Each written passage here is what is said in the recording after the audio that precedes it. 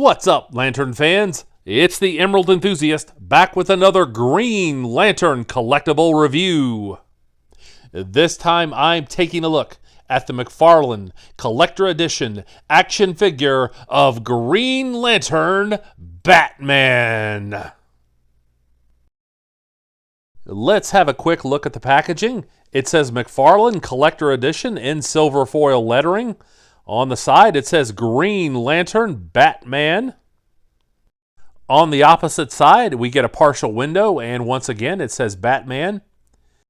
There's a partial window on the top, product information on the bottom, and on the back, we get this gorgeous artwork of Batman with a Green Lantern ring.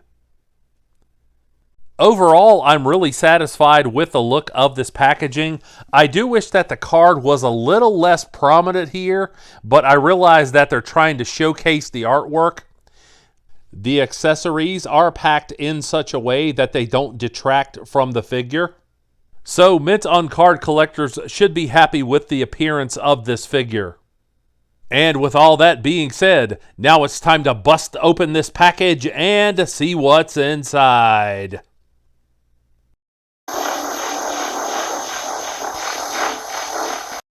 And here is Batman, free of the package and wielding the Emerald Light of Will. I am very happy to have this figure in my collection.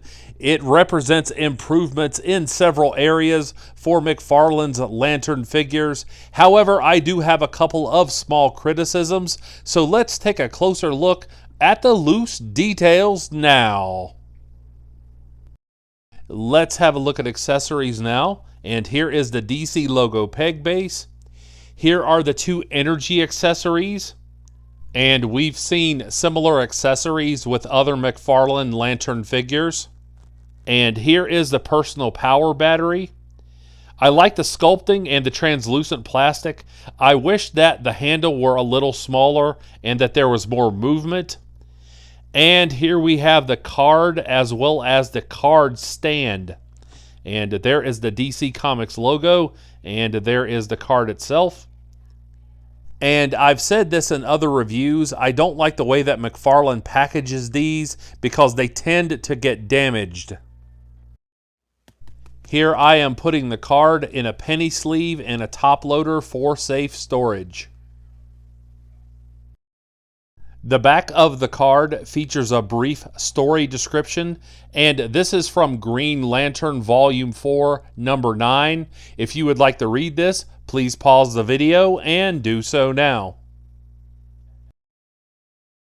Here's a look at the alternate set of hands, and I really like the metallic paint on these. I'll talk more about that in just a minute. And here is the other set of hands. I really like this claw hand. I think that's very fitting for the character. And I'll be putting these on the figure later in the video. Batman is clad in a silver, black, and green color scheme. This metallic green paint is exactly what I have wanted to see on Green Lantern figures since McFarlane took over the DC license. The chest features a fusion of the Batman and Green Lantern symbols inspired by the comic. And the figure features a well-executed yelling head sculpt. Although I like the body mold of this figure, there are some areas where the musculature is too understated. The metallic silver paint on the utility belt and gloves is very indicative of an energy-based costume.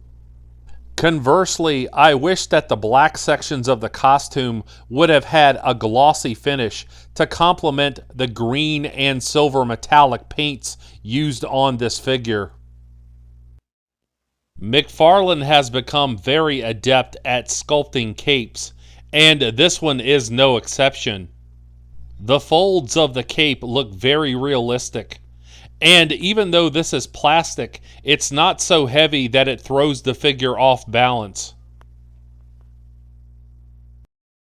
Here's a close-up of the ring, and I am slightly disappointed in this area. The paint applications are fine, and there was an attempt to sculpt the Green Lantern symbol, but it's not as clear as I wish that it were. I definitely see progress when it comes to the sculpting on lantern rings, and I hope that McFarlane continues to improve in this area. This head sculpt is outstanding. I really appreciate how realistic the skin tone looks. There's excellent sculpting on the forehead, and these green eyes are very attention grabbing. Here's a look at the back of the head. And I really think that this expression is indicative of Batman experiencing the power of a Green Lantern ring rather than screaming in anger, and I really appreciate that. Here's a closer look at the energy accessories, and the hands port easily into these, and I really appreciate the sculpting on these. Here's a look at the alternate hands, and these give us a plethora of dynamic posing options. I'm very glad that these were included. In terms of articulation, the figure has these mid-foot hinges, and the ankles swivel back and forth. There's also some pivoting, and this helps with the figure's balance. The figure has double jointed knees. Be careful with the cape. It would be very easy to do some damage here, so take care.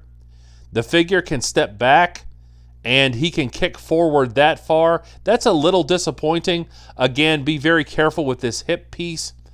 However, he has these ratchet joints, and that will allow you to get him into a very deep side kicking pose.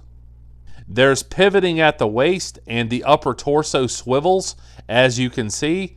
There's rotation at the wrists. The figure has double jointed elbows, as you can see demonstrated here. He also has a bicep swivel on each arm. As far as the shoulder joints go, you can raise the arms up from the sides this much. However, the cape does present some resistance. Be careful here if you're raising the figure's arm over his head. As you can see there, you can get him to do a 360, but you have to be careful. I noticed right away that there's a different type of neck joint on this figure. The movement comes from just above the torso, and you can see that you can get the figure's head to move backward and forward smoothly. He can look down that much, and he can look up, and there is some head tilting. So I'm thankful for that as well. And if you're wondering if you can get the figure into a good flying pose, you most certainly can. Here is the figure next to the DC Direct Green Lantern Batman, as well as the McFarlane Sinestro Corps Batman. I have reviews of both of these figures on YouTube, so make sure to check them out.